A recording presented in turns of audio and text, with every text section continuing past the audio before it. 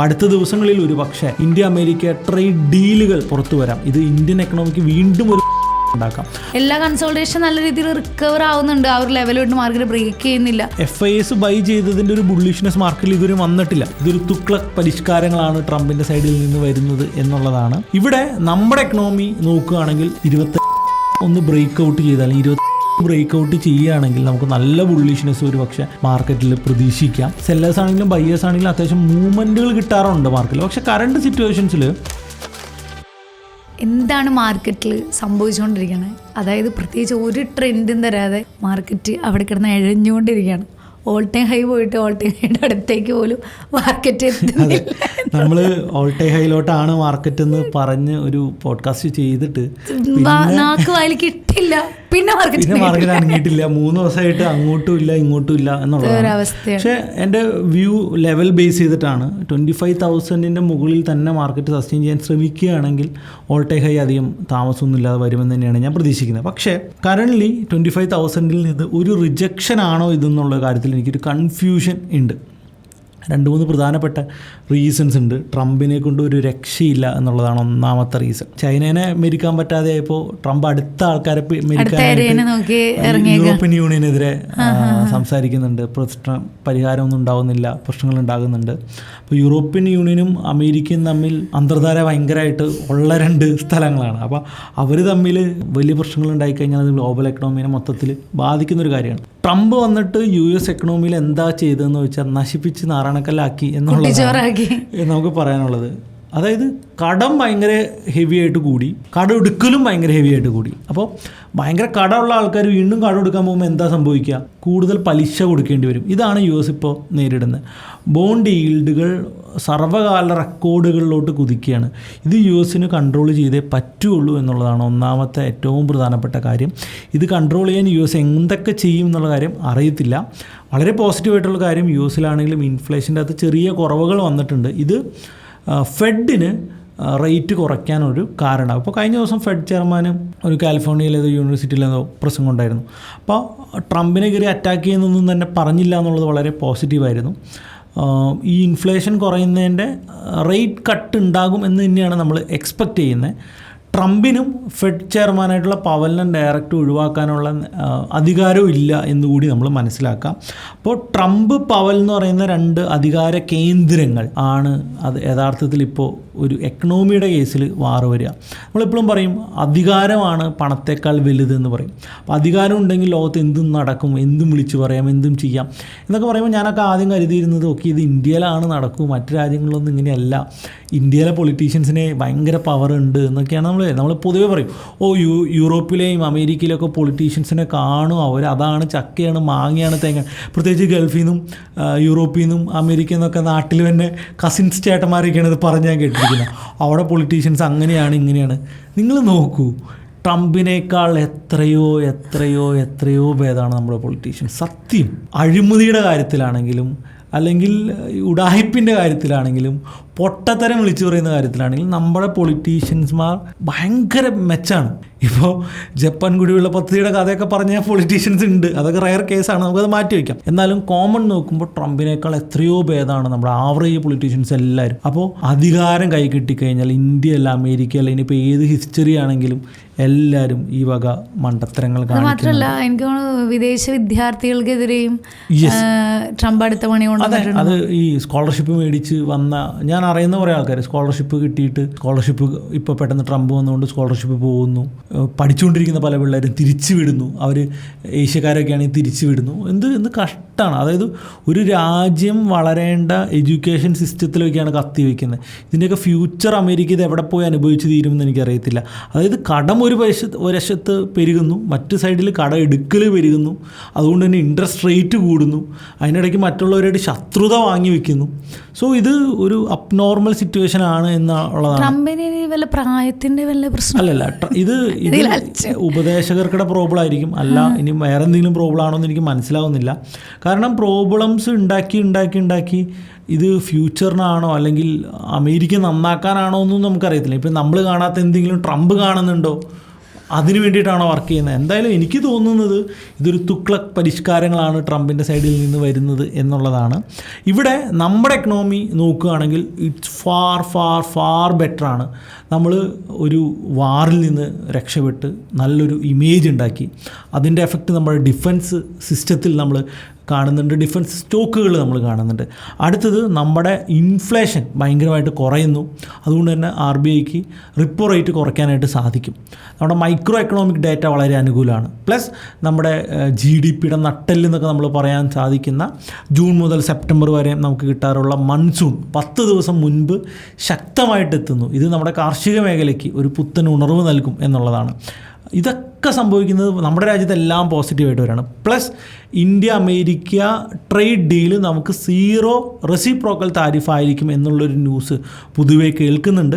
അതിൻ്റെ ഒരു ഏകദേശം 100% കാര്യങ്ങൾ കഴിഞ്ഞു. ഇനി അത് പ്രഖ്യാപിച്ചാൽ മാത്രം മതി എന്നുള്ളതാണ് നമ്മൾ മനസ്സിലാക്കുന്നത്. അപ്പോൾ അടുത്ത ദിവസങ്ങളിൽ ഒരു പക്ഷേ ഇന്ത്യ അമേരിക്ക ട്രേഡ് ഡീലുകൾ പുറത്തു വരാം. ഇത് ഇന്ത്യൻ എക്കണോമിക്ക് വീണ്ടും ഒരു ബൂസ്റ്റപ്പ് ഉണ്ടാക്കാം.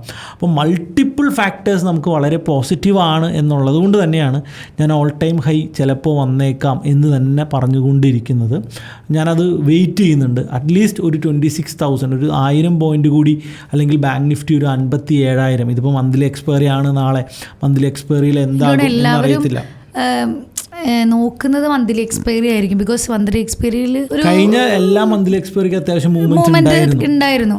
കാരണം ഈ ബാങ്ക് നിഫ്റ്റി ഫിൻ നിഫ്റ്റി ഒക്കെ വീക്കിലി എക്സ്പയറി എടുത്ത് കളഞ്ഞ പിന്നെ മന്ത്ലിക്ക് കുറച്ചും കൂടി ഇമ്പോർട്ടൻസ് ഉണ്ട്. സോ ഞാൻ മന്ത്ലിയിൽ നല്ലൊരു മൂവ്മെന്റ് ഞാൻ എക്സ്പെക്ട് ചെയ്യുന്നുണ്ട് എന്നുള്ളത് തന്നെയാണ്. നാളെ നമുക്ക് അറിയാം കൺസോൾട്ടേഷൻ കാണുമ്പോൾ അതും എല്ലാ കൺസോൾട്ടേഷൻ നല്ല രീതിയിൽ റിക്കവർ ആവുന്നുണ്ട്. ആ ഒരു ലെവൽ വിട്ട് മാർക്കറ്റ് ബ്രേക്ക് ചെയ്യുന്നില്ല. പിന്നെ 25,000 ഈ സെല്ലേഴ്സ് ഒക്കെ കോൾ റൈറ്റ് ചെയ്ത് വെച്ചിട്ടുണ്ടെങ്കിൽ വളരെ ഇമ്പോർട്ടൻ്റ് ആയ കാര്യം, FIS ബൈ ചെയ്തതിൻ്റെ ഒരു ബുള്ളിഷ്നെസ് മാർക്കറ്റിൽ ഇതുവരെ വന്നിട്ടില്ല.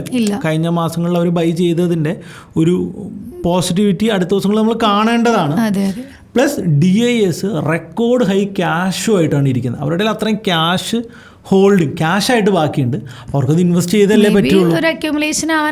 സാധ്യതകൾ നമുക്ക് തള്ളിക്കളയാൻ പറ്റില്ല. ഇപ്പോൾ ഈ 25,000 അടുത്ത് അല്ലെങ്കിൽ 24,800 റേഞ്ചിൽ സ്റ്റിൽ അക്യുമുലേറ്റ് ചെയ്തുകൊണ്ടേ ഇരിക്കുകയാണ്. അപ്പോൾ അതിൻ്റെ അകത്ത് 25,000 ഒന്ന് ബ്രേക്ക് ഔട്ട് ചെയ്താൽ, അല്ലെങ്കിൽ 25,100 ബ്രേക്ക് ഔട്ട് ചെയ്യുകയാണെങ്കിൽ നമുക്ക് നല്ല ബുള്ളിഷ്നെസ് ഒരു പക്ഷേ മാർക്കറ്റിൽ പ്രതീക്ഷിക്കാം എന്നാണ് ഞാൻ വിചാരിക്കുന്നത്. നമുക്ക് പല സെക്ടേഴ്സ്, ഇപ്പോൾ FMCGയിലൊക്കെ കഴിഞ്ഞ ദിവസം കുറച്ച് സെല്ലിംഗ് വന്നിട്ടുണ്ടെങ്കിലും ബാങ്കിങ് സെക്ടറുകളും മെറ്റൽ സെക്ടറുകളും തന്നെയാണ് പോസിറ്റീവായിട്ട് നിൽക്കുന്നത്. IT നല്ല രീതിയിൽ തിരിച്ചു വന്നിട്ടുണ്ട്. ഇപ്പം എന്തെങ്കിലും ഒരു ഇതിൽ ന്യൂസിൽ മാർക്കറ്റ് ഈ പറഞ്ഞ ഓൾ ടൈം ഹൈ പോവാതെ വേറൊരു ഇതിലേക്ക് വരണമെങ്കിൽ മാർക്കറ്റ് ബെയറിഷ് ആവണ്ടേ? ബെയറിഷ് ആവുന്നില്ല, സൈഡ് വൈസ് അക്യൂമുലേഷൻ ആണ് നടക്കുന്നത്. എനിക്ക് തോന്നുന്നില്ല ഇത്രയും ഡിസ്ട്രിബ്യൂഷൻ ആണോ അടുത്ത ദിവസങ്ങളിൽ നമുക്ക് പറയാം. ഡിസ്ട്രിബ്യൂഷൻ എനിക്ക് ട്രംപിനെ മാത്രമാണ് ഇതിൻ്റെ അകത്തൊരു പേടിയുള്ളൂ ഗ്ലോബൽ മാർക്കറ്റുകളിൽ. പക്ഷേ ട്രംപിന്റെ കുറെ കാര്യങ്ങൾ നമ്മൾ ഇനീഷ്യലി കണ്ടതാണ്. ഇപ്പൊ ഇന്ത്യനെ ബാധിക്കുന്ന തരത്തിലുള്ള കാര്യങ്ങളൊന്നും തന്നെ ട്രംപിന്റെ ഭാഗത്ത് നിന്ന് ഇതുവരെ ഉണ്ടായിട്ടില്ല. പക്ഷേ ആപ്പിൾ കേസ് മാത്രമേ, പിന്നെ ഈ പറഞ്ഞ പോലെ ട്രംപിന്റെ കാര്യങ്ങൾ ഇന്ത്യൻ മാർക്കറ്റ് ചിലപ്പോൾ എനിക്ക് തോന്നുന്നു ഈ ഫോറിൻ ഇൻവെസ്റ്റേഴ്സ് കുറച്ചും കൂടി ഇന്ത്യൻ മാർക്കറ്റിലേക്ക് അട്രാക്ട് ആവാൻ കാര്യമില്ല ഈ ട്രംപ് ഇങ്ങനെ നിൽക്കുന്നതുകൊണ്ട്. ട്രംപ് ഇങ്ങനെ നിൽക്കുന്നതുകൊണ്ട് അവിടെ ഇൻഫ്ലേഷൻ കൂടുകയാണ്. അതുകൊണ്ട് അവിടെ ബോണ്ട് ഈൽഡ് കൂടുകയാണെങ്കിൽ അവർക്ക് അവിടെ നിൽക്കുന്നതാണ് കുറച്ചുകൂടി സേഫ്. കാരണം അവിടെ റിസ്ക് ഫ്രീ ഫണ്ട് കിട്ടുക, സ്റ്റെബിലിറ്റി ഉണ്ട്. അതായത് റിസ്ക് ഫ്രീ 4%, 4.5% US മാർക്കറ്റിൽ നിന്ന് കിട്ടിയാൽ അവരത് ഹാപ്പിയാണ്. ഇന്ത്യയിൽ വന്ന് 10% കിട്ടുന്ന US തന്നെ 4% കിട്ടുന്നതും ഏതാണ് നല്ലതെന്ന് ചോദിച്ചാൽ US 4% കിട്ടുന്നത് തന്നെയാണ്. അപ്പോൾ അതുമായിരിക്കും ഒരു റീസൺ. കഴിഞ്ഞ 2 ദിവസം ചെറുതായിട്ടെങ്കിലും അവർ സെല്ല് ചെയ്തതിൻ്റെ ഒരു റീസൺ അതാണ്. അപ്പം മാർക്കറ്റിൻ്റെ സൈക്കിൾ മാറുന്നുണ്ട് എന്നുള്ളതാണ് എനിക്ക് രണ്ടാമത് പറയാനുള്ളൊരു കാര്യം.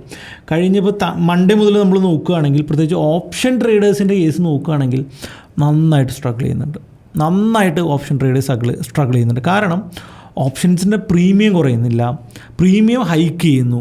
സ്ട്രാഡിൽ സ്ട്രാങ്കിൾ പോലുള്ള നോൺ ഡയറക്ഷണൽ ആൽഗോ ട്രേഡ്സ് ചെയ്യുന്ന പല ആൾക്കാരുണ്ട്. ഇവരുടെയൊക്കെ stop loss multiple time hit ചെയ്യിപ്പിക്കുന്നു. ഇപ്പോൾ സ്ട്രാഡിലൊക്കെ ആണെങ്കിൽ ഇപ്പോൾ ഇന്നലത്തെ മൂവ്മെൻറ്റ്, ചൊവ്വാഴ്ചത്തെ മൂവ്മെൻറ്റ് നോക്കുകയാണെങ്കിൽ മോളിൽ സ്റ്റോപ്പ് ലോസ് അടിക്കുന്നു, താഴെ വരുന്ന സ്റ്റോപ്പ് ലോസ് അടിക്കുന്നു, തിരിച്ച് വീണ്ടും മോളിൽ. അപ്പോൾ അത് കംപ്ലീറ്റ്ലി ഇത്തരത്തിലുള്ള നോൺ ഡയറക്ഷണൽ ട്രേഡേഴ്സിനെ വാഷ് ഔട്ട് ചെയ്ത് കളയാം. പ്രീമിയം കുറയാതിരിക്കുക, മാർക്കറ്റ് ഒരു ഡയറക്ഷൻ പ്രോപ്പറായിട്ട് തരാതിരിക്കുക, ഇതൊക്കെ ഓപ്ഷൻ ട്രേഡേഴ്സിന് പണിയാണ്. Plus high VIX VIX high ആണ്. അപ്പോൾ എന്തുകൊണ്ട് വിക്സ് ഹൈ ആവുന്നു എന്ന് ചോദിച്ചു കഴിഞ്ഞാൽ, ഇപ്പോൾ 2022, 2023, 2024 കാലഘട്ടം, 2024 പകുതി വരെയും കാലഘട്ടം നമ്മൾ എടുക്കുകയാണെങ്കിൽ ഇന്ത്യൻ മാർക്കറ്റിൽ വീക്കിലി എക്സ്പയറീസ് വരികയും ഒത്തിരി ഓപ്ഷൻ സെല്ലേഴ്സ് ഉണ്ടാകുകയും ഇത് ഇന്ത്യയുടെ വിക്സിനെയും പ്രീമിയത്തിനെയും കുറയ്ക്കാനൊരു കാരണമായി എന്നാണ് നമ്മൾ മനസ്സിലാക്കുന്നത്. മാനിപ്പുലേറ്റേഴ്സ് ഉൾപ്പെടെ ആ സമയത്ത് ഭയങ്കരമായിട്ട് വന്നു. കാരണം വീക്കിലി എക്സ്പയറീസ് ഉണ്ട്, അല്ലെങ്കിൽ എല്ലാ ദിവസവും ഓരോ എക്സ്പയറീസ് അവൈലബിൾ ആണ്. അപ്പോൾ കുറേ മാനിപ്പുലേഷനുള്ള അവസരങ്ങൾ ഉണ്ടായതുകൊണ്ട് വലിയ രീതിയിലുള്ള സെല്ലേഴ്സ് മാർക്കറ്റിൽ അവൈലബിൾ ആയിരുന്നു. അത് പ്രീമിയം കുറയ്ക്കുകയും വിക്സ് 12, 11, 13 റേഞ്ചിൽ സസ്റ്റെയിൻ ചെയ്യുകയാണ് ചെയ്തത്. കാരണം എന്ത് പറ്റി, വീക്കിലി നിഫ്റ്റിക്ക് മാത്രമേ, അല്ലെങ്കിൽ സെൻസെക്സിന് മാത്രമേ ഓപ്ഷൻസ് ഉള്ളൂ. സെൻസെക്സ് എനിക്ക് തോന്നുന്നു FIs വലിയതായിട്ട് സെൻസെക്സിൽ ചെയ്യുന്നുമില്ല, നിഫ്റ്റിയിലാണ് എല്ലാവരും ചെയ്യുന്നത്.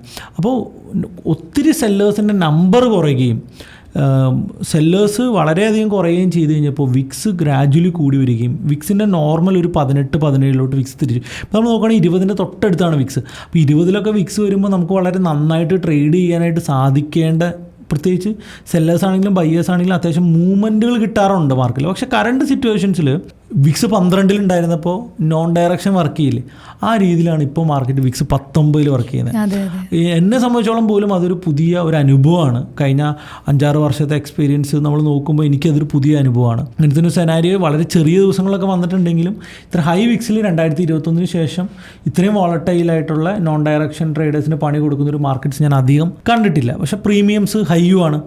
അപ്പോൾ കറക്റ്റ് വ്യൂവിൽ കറക്റ്റ് എൻട്രി, കറക്റ്റ് എക്സിറ്റ്സ് കൃത്യമായിട്ട് പ്ലാൻ ചെയ്താൽ മാത്രമാണ് ഈ മാർക്കറ്റിൽ സർവൈവ് ചെയ്യാൻ പറ്റുള്ളൂ. പ്രോപ്പർ ബ്രേക്ക് ഔട്ട് വെച്ച് ട്രേഡ് ചെയ്യുന്ന ആർക്കും തന്നെ ഒരു രക്ഷയില്ല എന്നുള്ളതാണ്. നോൺ ഡയറക്ഷൻ ട്രേഡേഴ്സിനും രക്ഷയില്ല. മാർക്കറ്റിൻ്റെ റേഞ്ച് ഭയങ്കരമായിട്ട് കൂടി. നിഫ്റ്റിയുടെ കേസ് നോക്കുകയാണെങ്കിൽ ഏകദേശം 300 പോയിൻറ്റ്സ് പ്ലസ് ആണ് മാർക്കറ്റിലെ റേഞ്ച് വന്നത്. അപ്പോൾ ഇതും ഭയങ്കര റയറാണ്. അപ്പോൾ ഇതെല്ലാം മാർക്കറ്റ് സൈക്കിൾസ് ചേഞ്ചായി എന്നുള്ളതിൽ നിന്നാണ് നമ്മളെ കാണിക്കുന്നത്. അപ്പോൾ ഇതാണ് നമ്മൾ അതിൽ നിന്ന് മനസ്സിലാക്കേണ്ടത്. അപ്പോൾ ഓപ്ഷൻ ട്രേഡേഴ്സ് അതുകൂടി മുൻകൂട്ടി കണ്ട് ഈ സൈക്കിൾ ചേഞ്ച് വന്നു, നമ്മുടെ ഇത്ര നാൾ വർക്ക് ചെയ്ത സ്ട്രാറ്റജി ചിലപ്പോൾ വർക്ക് ചെയ്യണമെന്നില്ല എന്നുകൂടി മനസ്സിലാക്കി ഡിസിഷൻസ് മേക്ക് ചെയ്യേണ്ടതായിട്ട് വരും. ഓക്കെ, ഏറ്റവും ഇമ്പോർട്ടൻ്റ് ആയിട്ട് ഈ ഒരു കൺസോൾട്ടേഷൻ ഒരു അക്യുമുലേഷനാണ്, ഡിസ്ട്രിബ്യൂഷൻ ആണ് എന്നുള്ളതാണ്. തീർച്ചയായിട്ടും നിങ്ങൾ കമന്റ് ചെയ്യുക, നിങ്ങൾക്ക് എന്താണ് തോന്നുന്നത്. 25,000 ബ്രേക്ക് ചെയ്ത് പറന്ന് മൂളി പോകും, 25,000 ഇടുത്തി പോലെ താഴ്ത്തോട്ട് വരും എന്നുള്ളതാണ്. ഐ എക്സ്പെക്ട് 25,000 അറ്റ്ലീസ്റ്റ് 25,000 അടുത്തെങ്കിലും ഈ മന്ത് ക്ലോസ് ചെയ്യും എന്നുള്ളത് തന്നെയാണ് എൻ്റെ ഒരു വ്യൂ എന്ന് പറയുന്നത്. നമുക്ക് അങ്ങനെ പ്രതീക്ഷിക്കാം 25,000 ബ്രേക്ക് ചെയ്യട്ടെ മാർക്കറ്റ്. പക്ഷേ ഇന്നത്തെ മാർക്കറ്റൊക്കെ ഒരു രക്ഷയില്ല. നമ്മളെ സങ്കടപ്പെടുത്തുന്ന ഒരു ഓപ്പർച്യൂണിറ്റിയും പ്രോപ്പറായിട്ട് തരാത്ത ടൈപ്പ് ഓഫ് മാർക്കറ്റുകളാണെന്നുള്ളതാണ് സങ്കടം. അത് മാറട്ടെ, മാർക്കറ്റ് വീണ്ടും ബ്രേക്ക് ഔട്ട് ആൻഡ് കണ്ടിന്യൂവേഷനിലോട്ട് പോയാൽ മാത്രമാണ് നന്നായിട്ട് ട്രേഡ് ചെയ്യാൻ പറ്റുള്ളൂ. സോ എന്തായാലും നാളെ മന്ത്ലി എക്സ്പയറി ആണ്. മഴയൊക്കെ കഴിഞ്ഞ് അല്ലേ, മഴയൊക്കെ കഴിയല്ല, പല ആൾക്കാർക്കും കറണ്ട് ഇല്ലാത്തതുകൊണ്ട് ട്രേഡ് ചെയ്യാൻ പറ്റുന്നില്ല. അയ്യോ, വീട്ടില് നമുക്ക് ഭയങ്കര നെറ്റിന്റെ ഇഷ്യൂ ഉണ്ട്. എനിക്ക് തോന്നുന്നു വോഡാഫോണിലൊന്നും റേഞ്ച് കിട്ടുന്നില്ല, ഭയങ്കര മഴയാണ്. മഴ പെയ്യുമ്പോൾ ഈ വയർലെസ് റേഞ്ച് എങ്ങനെ പോകണമെന്ന് എനിക്ക് അറിയത്തില്ല. കുറച്ചൊക്കെ ഇഷ്യൂസ് ഉണ്ടാവും, എന്നാലും ഇതിപ്പോൾ വേറെ എന്തോ അവർക്ക് ടെക്നിക്കൽ മേജർ ഇഷ്യൂ ഒന്നും. അപ്പോൾ എന്തായാലും നാളെ മന്ത്ലി എക്സ്പയറിക്ക് വേണ്ടിയിട്ടാണ് എല്ലാവരും വെയിറ്റ് ചെയ്തിരിക്കുന്നത്. ഞാനും അതിന് വേണ്ടിയാണ് വെയിറ്റ് ചെയ്തിരിക്കുന്നത്. സോ എക്സ്പയറി കഴിഞ്ഞിട്ട് നമുക്ക് തീരുമാനിക്കാം എന്തായിരിക്കും ഈ മാസത്തെ അവസ്ഥ എന്നുള്ളത്. സോ വീണ്ടും അടുത്തൊരു പോഡ്കാസ്റ്റ് ആയിട്ട് വീണ്ടും കാണുന്നവരേക്കും ഗുഡ് ബൈ.